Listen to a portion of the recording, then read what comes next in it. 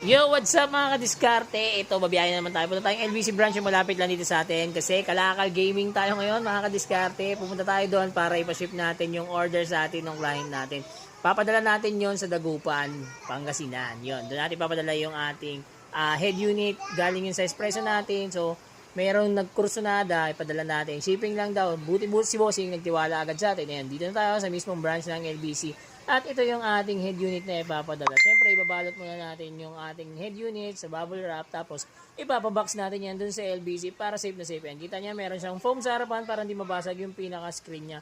Para safe na safe yung ating head unit na darating sa ating client. So, ayan, binabalot ni ate yung ating Android head unit. Ay, hindi pala Android head unit to. Stock head unit nga pala na Espresso ito mga kadiskarte. So, ayan, binabalot niya para safe na safe yan darating dun sa ating customer. Siyempre, ayan, no, walang iba, ganun pa rin. Diskarte lang, diskarte, araw-araw. Papaldo rin tayo. Antayin lang natin yung tamang oras para sa atin natin. Kagaya nito, no, darating to sa tamang oras para kay Bossing para ma-install niya na rin sa kanyang espresso. So ito, inabutan na tayo ng ulan mga kadiskarte. Tamang uwi na tayo, tamang kalakal tayo ulit. Sige, tara, biyahin na ulit. Let's go, uwi na.